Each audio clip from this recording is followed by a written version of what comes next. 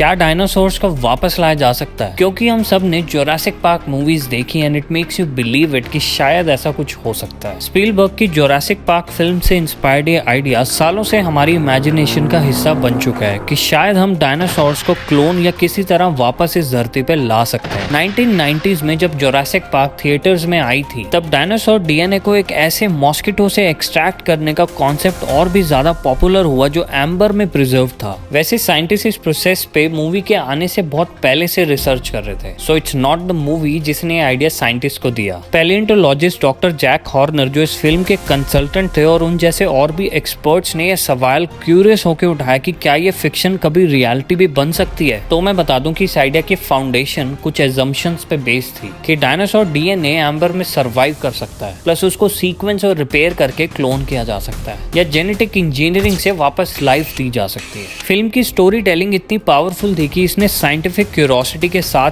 Ethical debates को भी generate कर दिया और ये डिबेट्स आज भी होते हैं, but it's easier said than done क्योंकि एक चैलेंजिंग टास्क है। और सबसे बड़ा इशू है डीएनए का खुद का फ्रेजाइल नेचर। फॉसिल्स की तरह डीएनए फॉसिलाइज या परफेक्टली प्रिजर्व नहीं होता, वो टाइम के साथ डिग्रेड या टूट जाता है। 2012 में मर्डॉक यूनिवर्सिटी के साइंटिस्ट डॉक्टर माइक बर्न्स और डॉक्टर मॉर्टन एलन टॉफ ने एक ग्राउंड ब्रेकिंग स्टडी की थी जिसमें उन्होंने एक्सटिंक्ट मदर बर्ड्स के 158 फॉसिलाइज्ड लेग बोन्स एनालाइज किए, जिसका रिजल्ट ये था कि डीएनए का हाफ लाइफ 521 ईयर्स का होता है। मतलब बेस्ट प्रिजर्वेशन कंडीशंस में भी 6.8 मिलियन ईयर्स बाद डीएनए कंप्लीटली डिसइंटीग्रेट हो जाता है। और डायनासोर्स तो 65 मिलियन साल पहले एक्सटिंक्ट हुए थे। मतलब जोरासिक पार्क के एम्बर डीएनए का आइडिया साइंटिफिकली इम्पॉसिबल है। अब तक का सबसे पुराना रिकवर किया गया डीएनए भी 1.2 मिलियन साल पुराना था and that was an exceptional case. अगर कोई मॉस्किटो ने डायनासोर का ब्लड लिया भी हो और वो परफेक्टली एम्बर में सील भी हो गया हो, तो भी उसके अंदर का डीएनए इतना डिग्रेड हो चुका होगा कि उससे कुछ भी यूजफुल रिकवर नहीं किया जा सकता। तो घबराओ मत, टी-रेक्स वापस नहीं आ रहा। और क्लोनिंग के रीसेंट एग्जांपल्स भी कुछ ज्यादा होपफुल नहीं है, जैसे डॉली द शीप जिसे क्लोन किया था एक टेक्निक से जिसे सोमैटिक सेल न्यूक्लियर ट्रांसफर कहते हैं, और वो आफ्टर क्लोनिंग सिर्फ 6 साल तक ही सर्वाइव कर पाई थी। अगर कुछ डिकेड्स पहले एक्सटिंक्ट स्पीशीज को वापस लाना इतना मुश्किल है तो 65 मिलियन साल पुराने डायनासोर्स का क्या चांस बनता है। पर आपको क्या लगता है, सिर्फ इसलिए एक्सटिंक्ट स्पीशीज को वापस लाना चाहिए क्योंकि हम ये कर सकते हैं?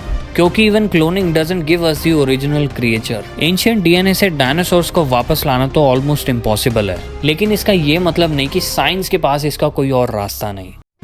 बर्ड्स जो आज हमारे आसपास उड़ रहे हैं वो एक्चुअली थेरोपॉड डायनासोर्स के डायरेक्ट डिसेंडेंट्स हैं। In short birds he living dinosaurs हैं और इसी एवोल्यूशनरी लिंक से एक न्यू साइंटिफिक पाथ एमर्ज हुआ है जिसे कहते हैं रिवर्स इंजीनियरिंग। मॉडर्न टेक्नोलॉजी से पैलियोंटोलॉजी मतलब स्टडी ऑफ एंशिएंट लाइफ भी इवॉल्व हो गई है। फॉसिल से अब साइंटिस्ट प्रोटीन और बायोलॉजिकल मॉलिक्यूल्स एनालाइज कर पा रहे हैं, जिससे डायनासोर के बिहेवियर और बायोलॉजी के बारे में और भी ज्यादा क्लैरिटी मिलती जा रही है। एंड रिसर्चेस के अकॉर्डिंग लाइफ कभी खत्म नहीं होती, बस इवॉल्व होती है। डायनासोर्स एक्सटिंक्ट तो हो गए लेकिन उनका डीएनए आज भी सर्वाइव कर रहा है बर्ड्स की फॉर्म में।